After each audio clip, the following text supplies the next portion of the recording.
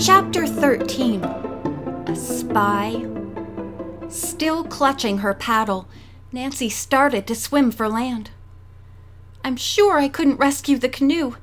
It will have to be fished out of the bottom of the lake.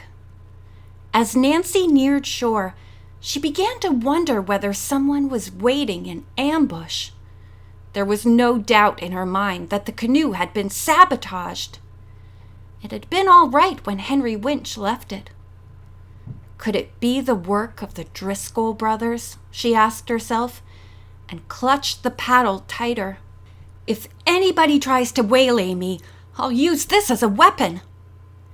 Before leaving the water, Nancy looked up and down the narrow beach, at the foot of Pudding Stone Lodge.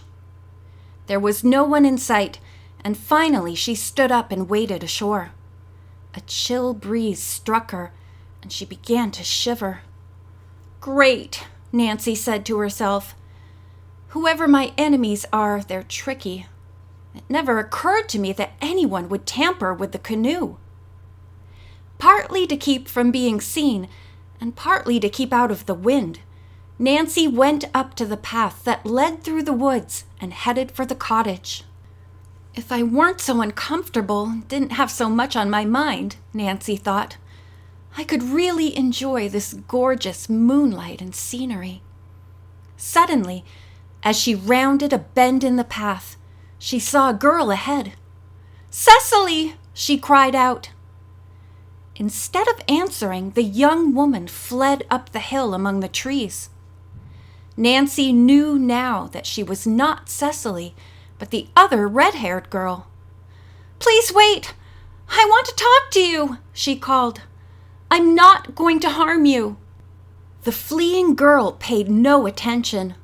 Soon not even her footsteps could be heard. Where had she gone? To Pudding Stone Lodge? Nancy became lost in speculation as she went on toward the cottage. Maybe she was wrong about this strange girl. If the young woman was afraid to speak to Nancy, she might well be a spy for the Driscolls, not a prisoner. Possibly she had been posted near the girl's cottage that evening to follow anyone who came out. Nancy pursued her line of reasoning.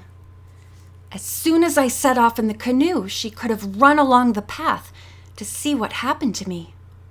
When the canoe filled with water and I began swimming, she knew I wasn't going to drown. She waited to see what I'd do when I got to shore. The instant I called out Cecily's name, that girl rushed back and reported everything to the Driscolls. Another idea occurred to Nancy, that someone wanted to keep people from getting too close to the Phantom ship, so he had sabotaged her canoe. By the time Nancy reached the cottage, she was cold and exhausted. She saw smoke coming from the fireplace chimney and took heart at the thought of its cheering warmth. As Nancy opened the door and walked in, she saw Bess, George, Cecily, and Nico grouped around a roaring fire. "Nancy, whatever happened to you?" Bess cried out, upon seeing the bedraggled, shivering girl. Her friend normally would have given a humorous answer, but instead she said seriously, "Hello, Nico. I'm glad to see you again. As for me, somebody put a hole in the canoe, and I took an unexpected bath." "Who would have done that?" George asked.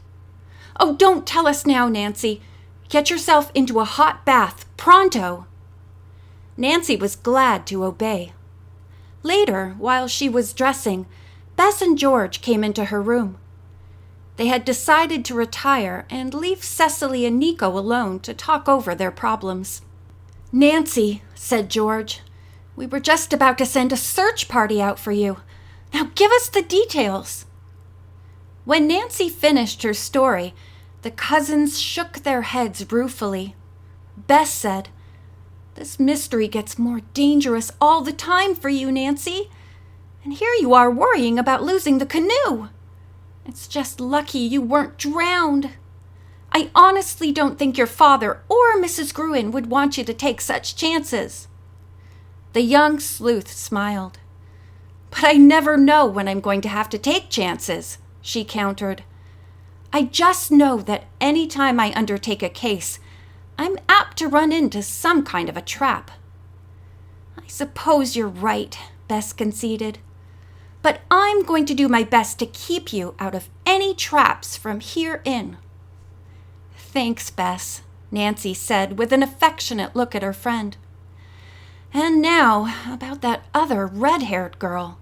I have two completely opposite ideas about her. One is that she's in cahoots with the Driscolls in some underhanded scheme. The other is that she's their prisoner or is somehow in their power. For example, it might be she managed to escape tonight, but she thinks that I am working with the Driscolls and only wanted to delay her so she could be recaptured." Bess sighed. "You're going too fast for me, Miss Detective." George spoke up. "For that matter, I wonder how other facets of the mystery may involve this strange girl, such as the phantom launch, the peculiar humming noise, and even the treatment those poor twins are apparently getting."